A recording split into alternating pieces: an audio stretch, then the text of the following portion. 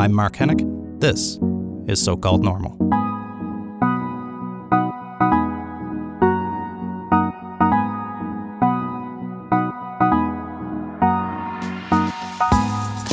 Hey folks, welcome to So-Called Normal. I'm Mark Hennick.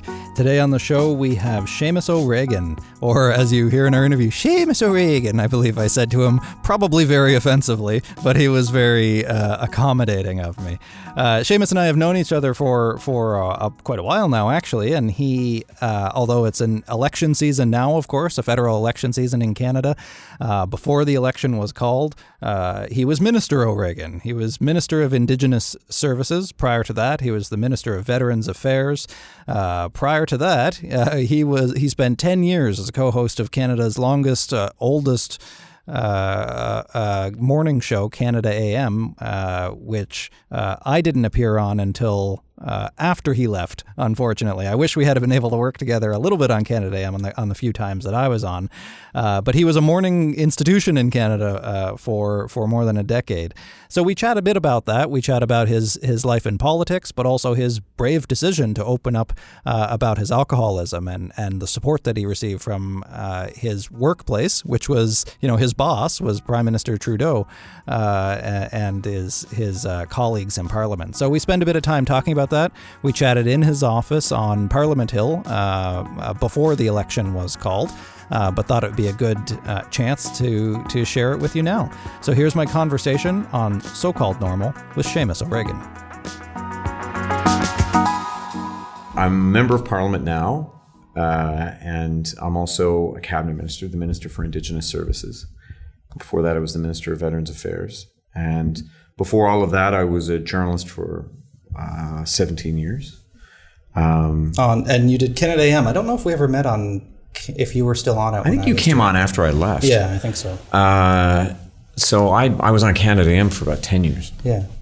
And a great 10 years. And it was actually during that time that we realized, myself and Bev and Jeff and Marcy, the four hosts, and our producers realized that there wasn't a lot of talk about mental health on air. Mm-hmm. And one of the nice things about having a 3-hour show every morning is that you've got this great expanse of time. You still do 3.5 minute interviews, but you at least if you try and eke out some time for something important, you can. And I think it's quite fortuitous that two of those issues that were actually three of them, which is really interesting, were mental health, Indigenous issues, and veterans issues. Yeah. And you've been actively involved in all three three. of those. Yeah. But I won't take credit for that. I mean, collectively, we all felt that those three issues were things that needed to be talked about more. Mm-hmm. And we advocated to make sure that we were covering those stories as well as we could. Mm. So because of that, Bell then asked me to be a Bell Let's Talk ambassador, and I was, I think, for about 4 years. Mm-hmm. So it's interesting that I came to terms with my addiction, and I have been, as a result of that, suffering from anxiety and depression. While after I had become this billboard poster guy across the country, which is something. You hear this all the time from people who are out there doing public work and, speaking about their story. I dealt with this too. I talked to Michael Landsberg about this, so many others, that people expect that Michael's the pioneer. And so many people, Claire Hughes as well has talked about this. Yeah. People expect you to have all your shit together once you're out there talking about recovery and mental health and all this stuff, but it doesn't really seem to happen that way. No, I was sick and doing it. Right. Complete denial. Yeah. Yeah. Which is a different spin on it. Yeah. And Romeo Dallaire, I think, probably brought two of those three issues that I talked about together, quite pointedly for us, and would say some very brave things on air with us that sometimes he didn't say elsewhere that really made a mark on us. Yeah, I think, on that show. Now, do you think this happened long after you left, but Canada AM, of course, is no longer on the air after, I think, 40 years. 43. 43 years, wow. That's partly the appetite of the audience, I think, for shorter, smaller, more entertainment-based journalism, I guess, or morning television. Do you think is that the case, and do you think it's impacted how they tell stories? I think. Well, here we are, on a podcast. Right. I think that says something. Yeah. I think the media industry is so in flux at the moment, and the news media industry is so in flux at the moment.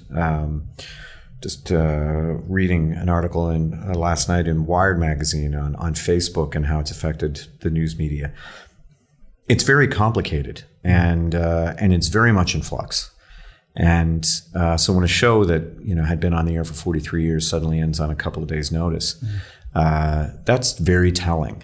And it's tough. How a lot of these traditional news organizations are just having a tough time making money. Yeah.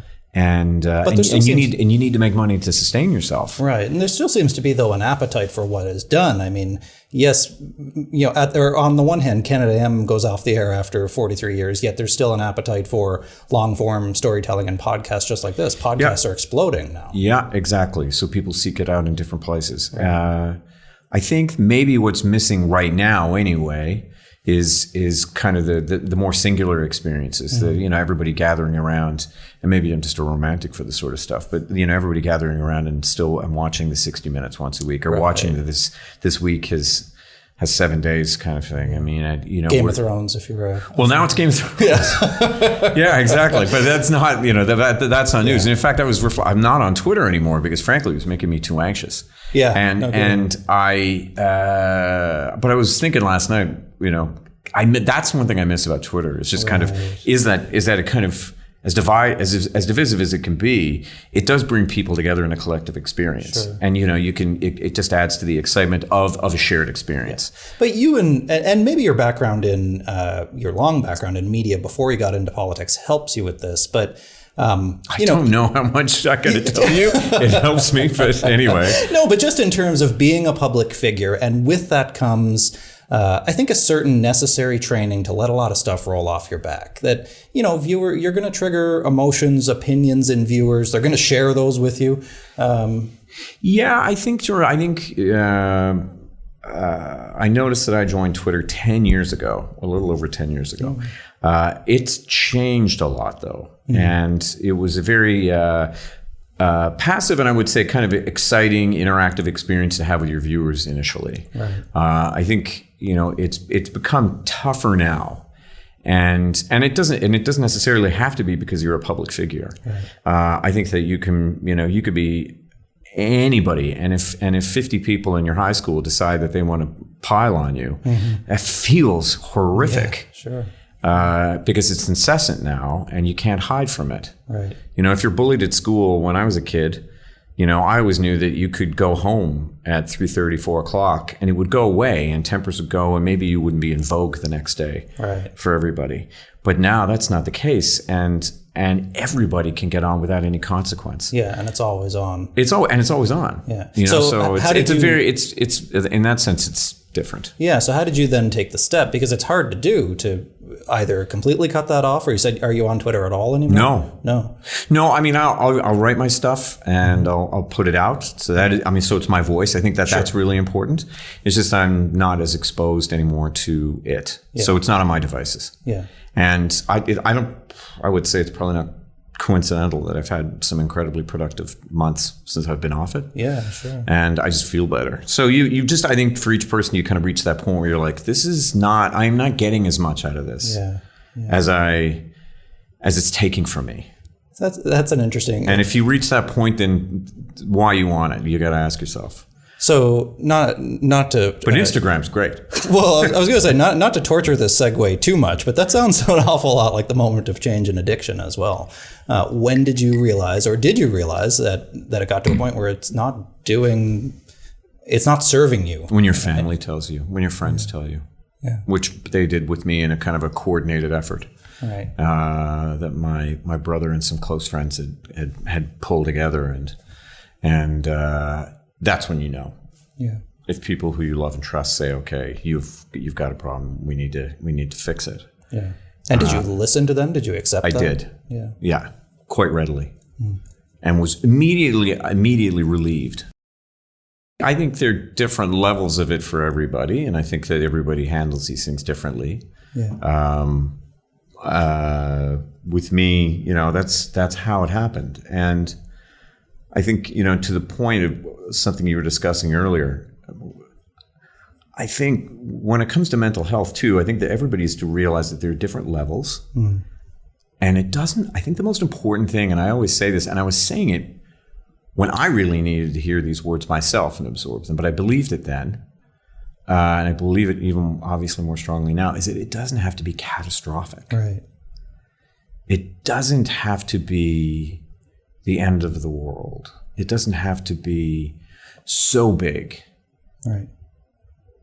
You still go to a doctor when you're not well. You don't go to a doctor because you have stage 4 cancer every time. You go to the doctor for preventative treatment mm-hmm. or for ailments that run the gamut in between. Mm-hmm. And I could have been much worse if I had been allowed to keep going. Yeah. And I would have, without a doubt, ruined, a very nascent political career. Yeah. So when you came out, lucky. Speaking of your political career, your family, when you came out, you admitted that you had a problem and you sought help. What was the response like to the people around you, both that knew you and that had voted for you? Wow, really positive. Yeah. We are so lucky to live in the times that we live in. For me, for 2 particular reasons.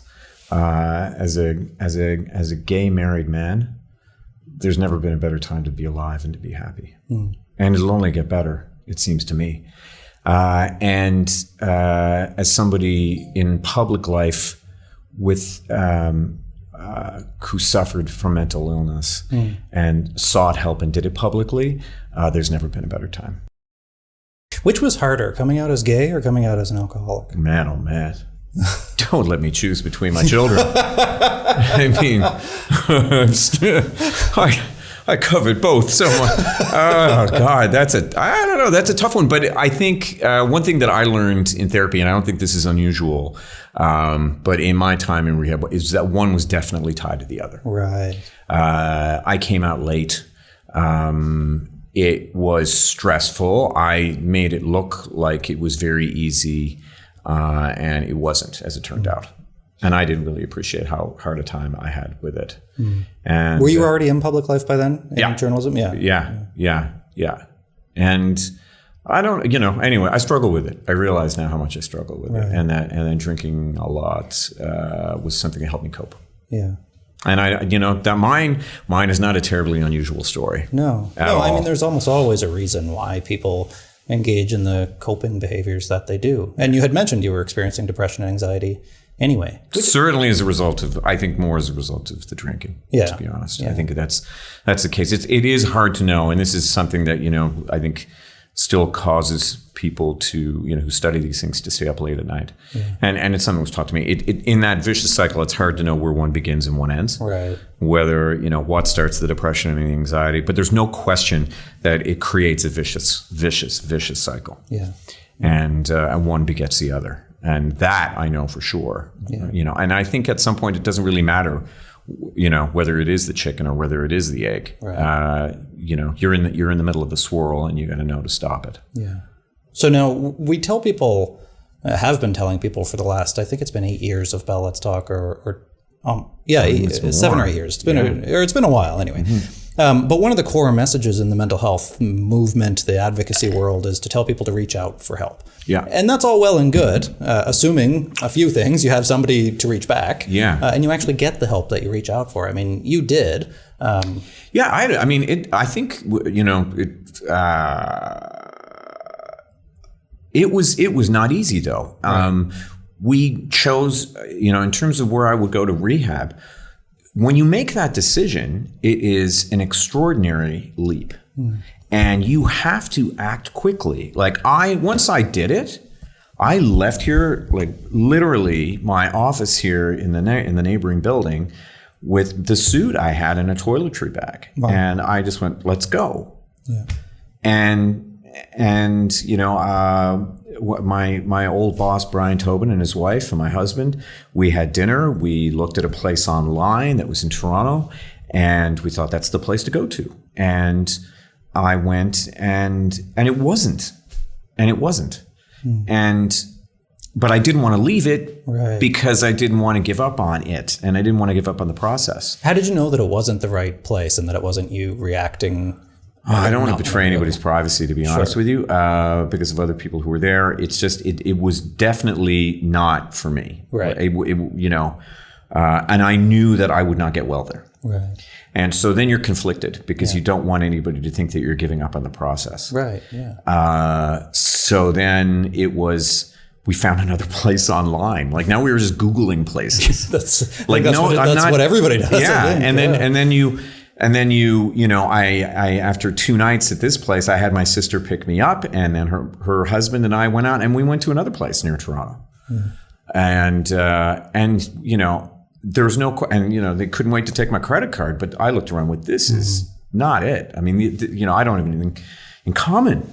And it's just different diseases. It's different things. I knew it.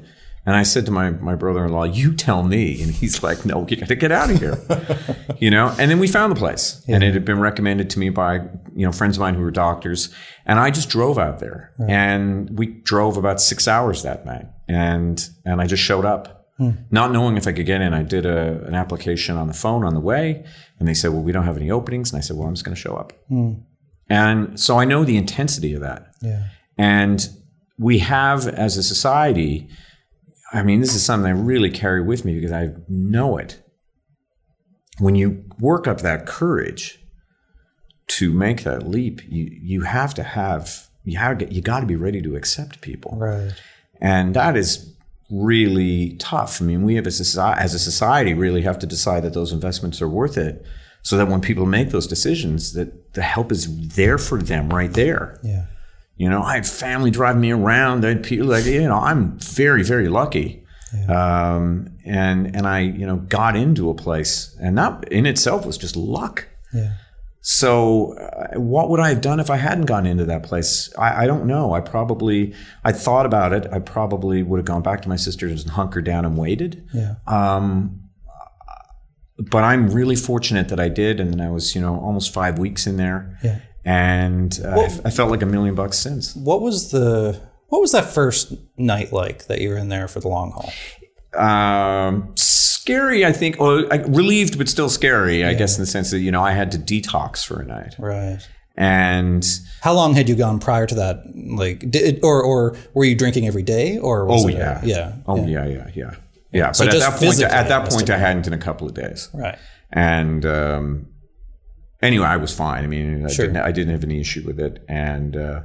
And I immediately saw the guy who ran the facility and who founded it. And he had founded it based on his own addictions issues when he was about my age. And he's just a brilliant, brilliant guy who I still keep in touch with. And he just said, you're going to be fine. You're going to be fine. I think he could sense how scared he was. And I think he just knew how badly I wanted it. And I mean, again, and there's just varying grades of everything. And that he just looked at me, and you're going to be fine. And it was just like, oh, okay. I actually myself, in my own experience too, find that to be one of the most inspiring reassurances that you can get, right? Because when you don't feel fine, you don't think anything's ever going to get better. Right? No, and it's nice when it's kind of a third body and somebody with qualifications. That matters. Yeah. And when he just looks at you and says, you're going to be fine. And that's something. I always say, I'll share with people this anecdote too. And I've said it a few times, but it's really important. And I think for me, it was a huge turning point. When my sister came and picked me up from the first place I went to, she said, my God, we've got to get you some clothes, some clothes for rehab. We don't know what. So we went to Winners because we just love Winners. So we went to Winners. I needed some leisure wear, like some gym outfits, something comfortable. Yeah. And because I had no clothes except for, not your suit and tie, your MP pin. Yeah, my MP pin. No joke. That's true. Yeah, my MP pin. Yeah. So, how do you dress? So anyway, we went to Winners and as you get up to the cash, there's all these, candies and stuff like that. And I grabbed this big bag of organic candy, excuse me. And my sister's like, what are you doing? And I said, I'm buying candy. And she said, but you don't like candy. And I went, I know. And there was a sign. She said, put it back. And I went, no. which we kind of laughed at, but I bought the candy. And when I was admitted to this place the next day, or later that day, actually, it's a long day. He said to me, the admitting doctor said, anything strange happened to you? And I said, no. And I said, actually, yeah, I bought candy. And there was silence, and he went, well, your brain actually bought the candy. And I said, what do you mean? He said, your brain accepted that it's not going to get any sugars that it would normally get from alcohol. So it bought the candy. And I said, I surrender. If my brain has been acting independently of me and my mind for physiological reasons, because it needs sugars, and has been, one of the reasons that I've been driven to drink, then I surrender, because I can't compete with that. It's when you do that, that to me was a real turning point, because I surrendered myself totally and realized I was not in control of my life. Right. And I had to stop kidding myself. And this was something physiological, it was something physical. And I had to let go and allow professionals to take over. And that was a turning point. I think, without talking about any particular programs, I think it's fairly widely known that that's often the first step, is to surrender yourself over. Why do you think that? I don't know if you participate in a 12-step or anything, but why do you think that is so important for people? What are they clinging to? I don't know. For people, I don't know, for a type A type like me, that I can get through anything. Right. That I can outthink it, that I can overcome it. And there's a tremendous humility that comes with, no, you cannot. Right. And, we all think that we have some semblance of control. The idea that your brain is going out shopping independently of you, driving to places, that's something. If you really let that sink in, that is quite something. So Irish and Newfoundlander, were you raised Catholic? Oh God. Yeah. Seamus O'Regan, what do you think? No, I was because this idea that you're not in control, that and especially grew up in Cape Breton as well, Irish Catholic. Yeah. Life is hard. Life's hard, yeah. You figure it out, but you can do something with that too. And it sounds and like this is in keeping with that, confronting the fact that some things are hard and hard things are hard. And I will work hard then to overcome it. Yeah.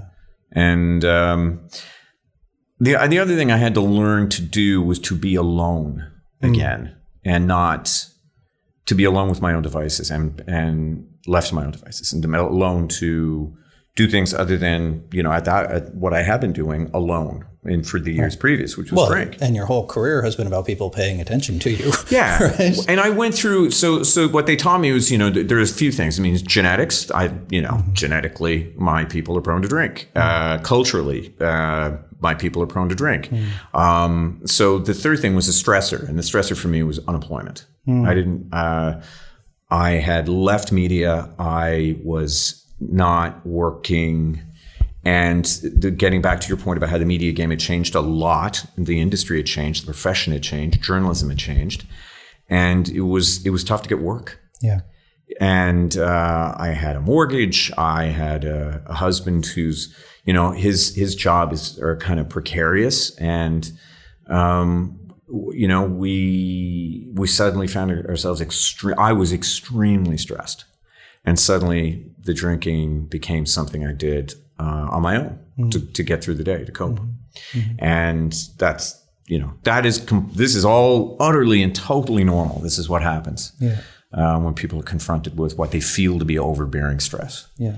And that was for me. I did not react well to unemployment, and I did not react well to being a self-contractor, or being self-employed, being in charge of running my life. Right. I realized that my whole life I had been in university institutions or in a structured job environment. Right. I mean, Canada Am was an extremely structured, crazy but structured life. that began at 4 a.m. and ended late at night. And everything was worked out, and people looked after things. You're told what to say, where to look, where to stand. Yeah. You know, I mean, your freest moments were in front of the camera, ironically, and the rest of it was very structured.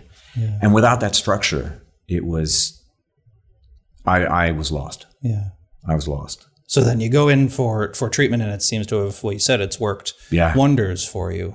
What's the journey been like after that? That's the part that we almost never hear about, right? You get the help, but then what happens after? I got the work. You got the work. That helped too. Hey, which is the best thing. What a funny solution to unemployment-related stress. Employment, right? Yes. So, you know, I got the job. I won the election, but the sickness stayed. Yeah. My brain had changed, and I even in victory was sick. Right. But that's when it had to end, because I had everything now. Like, I had it.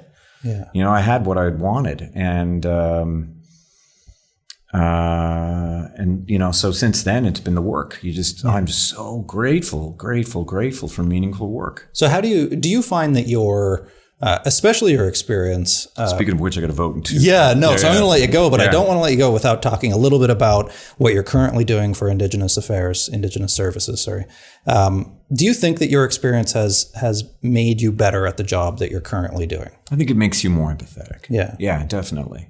Yeah. Bob Ray, when he was on the show, he said the same thing too, that it helps you to build a connection with people that maybe you wouldn't have had before. Yes, definitely. Definitely. And even in everyday life. I mean, you know, Steve and I go out shopping. He can tell by the way that somebody approaches me what they want to talk about. So some people just say, I watched you on TV and I love, or, you know, you're doing this, or, yeah, I don't like what you're doing. But when somebody wants to talk to you about what they're going through, or their children are going through, their parents are going through, or a friend is going through, or what they're going through, he knows, and he just knows to kind of walk away. Right. And allow us a few minutes. Yeah. And I think that's a gift. Yeah, it's a gift if people feel that they can come up to me, and it's deeply moving to me. To be invited into their lives. To be invited into that is deeply, deeply moving. So when one of those people comes up to you, and we'll end it here so you can go vote, but when one of those people comes up to you and they think that something might be wrong, or if somebody reaches out to you and tells you that they think they have a problem, what would you say to them? Get help. Fight for that help.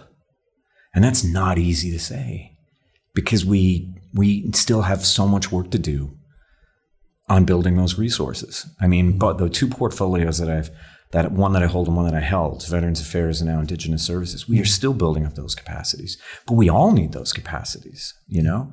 The worst thing that we can do is get people to talk bravely and to bring them out into the light and then leave them there. Mm. That is the worst thing we can do. Mm. You know, I spoke to a woman once who had she won notoriety as a mental health champion of mental health. She couldn't get work because then people Googled her name. Right. And they didn't want to hire her because she was open about that is the worst.